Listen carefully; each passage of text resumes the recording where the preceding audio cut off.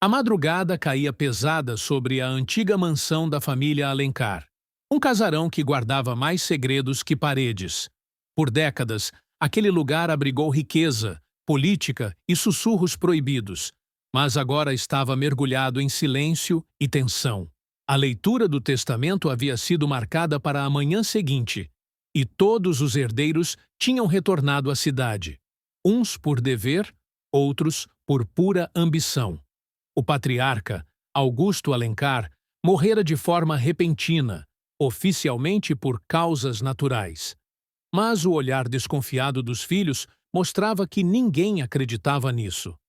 Cada um deles carregava motivos, rancores e mágoas suficientes para transformar a herança em um campo de batalha.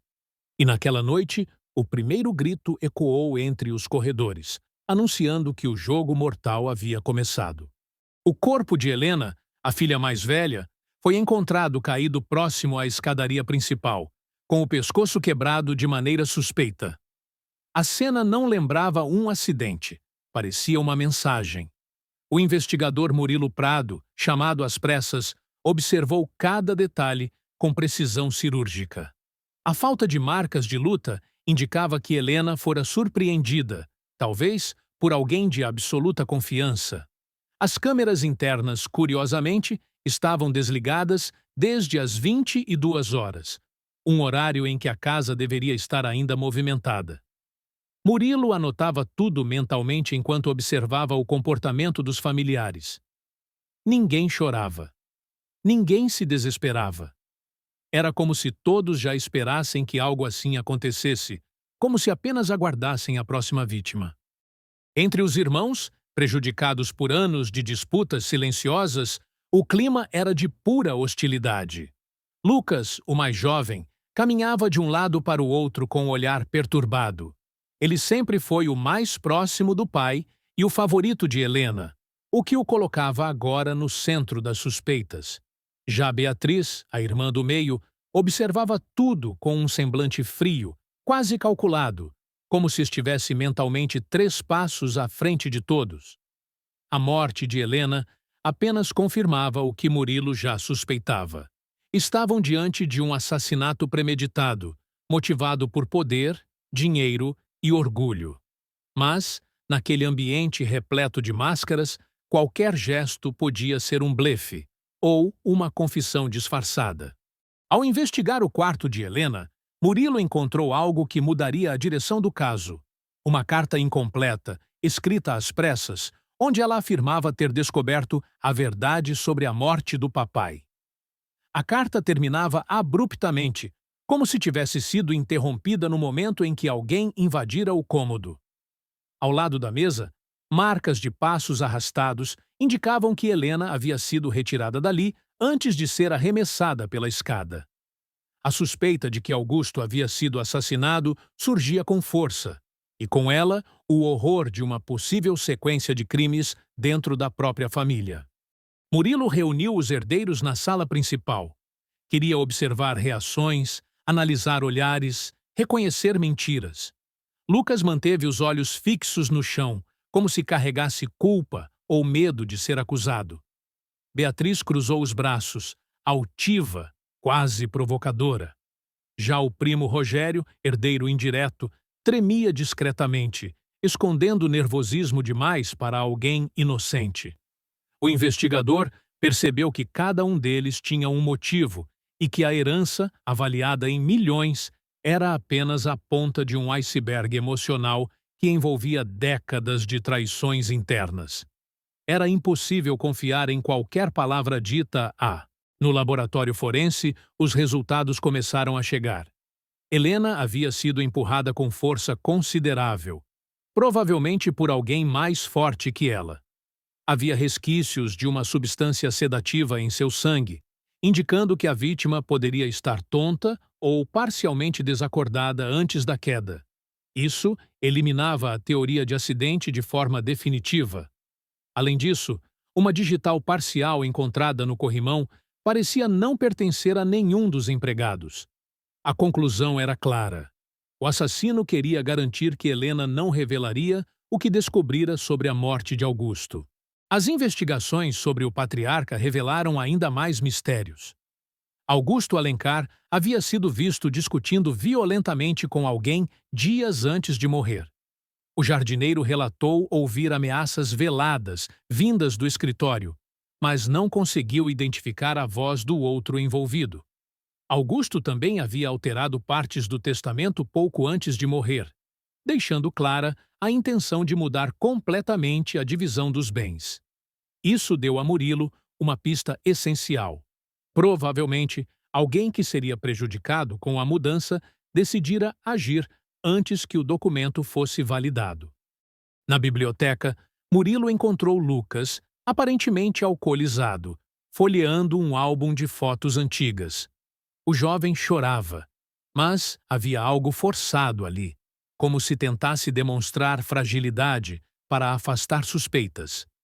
Em meio às lágrimas, confessou que Helena havia discutido com Beatriz horas antes de morrer. A briga teria sido por causa de documentos escondidos no cofre de Augusto, documentos que poderiam destruir a reputação de alguém da família. Murilo anotou tudo, mas não confiou completamente na narrativa. Lucas era inteligente demais para se incriminar sem intenção. Beatriz, quando interrogada, negou veementemente qualquer discussão. Porém, sua voz levemente trêmula e o brilho preocupado nos olhos denunciavam que havia algo mais. Ela revelou que confiava em Helena, mas também admitiu que ambas divergiam sobre a herança. Helena defendia que a maior parte deveria ser doada a instituições sociais, algo que Beatriz considerava insano. A revelação não apenas ampliava o motivo do crime, como também reforçava a teoria de que a disputa familiar havia ultrapassado limites entre o emocional e o mortal. Na madrugada seguinte, outro grito ecoou pela mansão. Rogério foi encontrado morto na garagem, com sinais claros de envenenamento. A taça ao seu lado continha a mesma substância sedativa encontrada no corpo de Helena, porém em dose muito maior. Isso confirmava que o assassino estava desesperado para apagar rastros. Murilo observou que Rogério parecia estar tentando fugir quando morreu. Malas abertas, documentos separados, uma expressão de puro pânico no rosto. Ele sabia algo. Alguém garantiu que ele jamais teria chance de revelar. Com 2 mortes em menos de 48 horas, Murilo decidiu isolar a mansão. Ninguém entraria ou sairia sem autorização. A notícia rapidamente se espalhou pela cidade, trazendo curiosos, jornalistas e aumentando ainda mais a pressão sobre o investigador. Cada detalhe agora importava. Cada pegada no jardim, cada mensagem no celular das vítimas, cada frasco encontrado nos banheiros ou gavetas. Murilo sabia que estava lidando com alguém meticuloso, frio e familiarizado com cada centímetro daquela casa. Ao analisar o laptop de Helena, uma descoberta crucial surgiu. Ela havia marcado um encontro secreto com alguém identificado apenas pelas iniciais, AA, horas antes de morrer. Isso causou estranhamento, já que as iniciais eram as mesmas do pai, Augusto Alencar. Seria possível que Helena estivesse se referindo a outra pessoa? Ou teria descoberto algo relacionado a contas, documentos ou transferências financeiras feitas pelo patriarca? A dúvida abriu um novo leque de possibilidades, e o relógio parecia correr mais rápido à medida que a verdade se aproximava. Em uma busca mais profunda no escritório de Augusto, Murilo encontrou um envelope lacrado, escondido atrás de um painel secreto. Dentro dele havia cópias de extratos bancários, gravações de áudio e uma carta escrita pelo próprio patriarca. Ele afirmava ter medo de ser assassinado por alguém da família e pedia que, caso algo lhe acontecesse, tudo fosse entregue à polícia. A revelação chocou Murilo. Augusto não confiava em nenhum dos seus herdeiros. E isso significava que todos eram suspeitos com potencial real para matar. As gravações de áudio trouxeram ainda mais terror. Em uma delas, Augusto confrontava alguém sobre desvios milionários feitos em nome da empresa da família. O outro envolvido ameaçava expor o segredo escondido no passado, insinuando que, se a briga continuasse, destruiria a memória da família para sempre. A voz, embora distorcida por interferências, lembrava muito a de Lucas. No entanto, Murilo sabia que gravações podiam enganar e preferiu aguardar novas evidências antes de acusar alguém. Beatriz, pressionada novamente, revelou uma nova verdade. Augusto havia descoberto que um dos filhos não era biologicamente seu. A revelação trouxe caos interno, ameaçando destruir a imagem da família Alencar. Helena, ao saber disso, teria investigado, encontrando documentos que indicavam quem seria o filho ilegítimo. Murilo entendeu o impacto dessa informação. Um segredo como aquele podia facilmente desencadear desespero, ódio e assassinatos. Quando Murilo confrontou Lucas, o jovem desabou. Mas seu desespero não era confissão. Ele revelou que descobrira ser o filho ilegítimo. Helena havia prometido protegê-lo e guardar o segredo até que encontrassem o melhor momento para contar a verdade à família. Isso destruía a hipótese de que Lucas teria matado a irmã e abria espaço para uma nova teoria. Alguém matou Helena justamente para evitar que o segredo viesse à tona. Mas quem poderia temer tanto essa revelação? A resposta surgiu quando Murilo revisitou as câmeras externas, as únicas que continuavam em funcionamento. Um vídeo mostrava Beatriz e Rogério discutindo acaloradamente horas antes da morte de Helena. Rogério parecia ameaçar Beatriz com algo, e ela apontava para a mansão com raiva. A expressão de puro pânico no rosto de Rogério antes de morrer finalmente fazia sentido. Ele temia que Beatriz o silenciasse. Agora, a principal suspeita do caso tinha nome, rosto e um histórico de ambição fria. Confrontada pela última vez, Beatriz tentou manter a máscara de inocência, mas seus olhos a traíram. Quando Murilo descreveu cada detalhe das mortes, ela finalmente quebrou o silêncio. Confessou que descobriu ser a única filha legítima e que Augusto pretendia deixar toda a herança apenas para ela. Helena havia encontrado o envelope que continha o Novo Testamento e pretendia entregá-lo à polícia por achar injusto. Tomada por raiva e medo, Beatriz empurrou a irmã escada abaixo. Quanto a Rogério, ele ameaçou expor a verdade para tentar negociar parte da herança, e por isso foi eliminado. Beatriz foi algemada diante dos demais familiares, enquanto Lucas observava tudo com expressão vazia. A mansão Alencar, que antes simbolizava poder, agora era apenas palco de crimes motivados por ganância e sangue.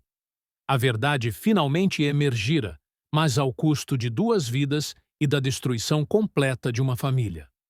Murilo deixou a residência com a sensação de que, por mais que resolvesse aquele caso, os fantasmas daquela casa permaneceriam ali para sempre, ecoando pelos corredores como lembranças. Quando o último relatório foi arquivado e o caso finalmente encerrado, o silêncio que tomou conta da sala parecia mais pesado que todo o sangue derramado naquela família destruída pela ganância. O detetive encarou pela última vez as fotos espalhadas sobre a mesa, rostos congelados no tempo, vítimas de alguém que deveria amá-los, mas escolheu o dinheiro. Era impossível não sentir o peso da tragédia, o impacto de vidas que nunca seriam reconstruídas. E, mesmo com o culpado atrás das grades, nada apagaria o rastro de destruição deixado para trás. Ele sabia que aquela história ainda ecoaria por muito tempo, tanto na imprensa quanto na consciência de quem acompanhou cada passo da investigação. Antes de sair, desligou a luz e respirou fundo, preparando-se para o próximo caso. Porque a verdade é simples. Enquanto existir ganância, novas histórias sombrias continuarão surgindo. E se você quer acompanhar a próxima, já se inscreva no canal, deixe o like, comente sua teoria e compartilhe. Nos vemos no próximo vídeo.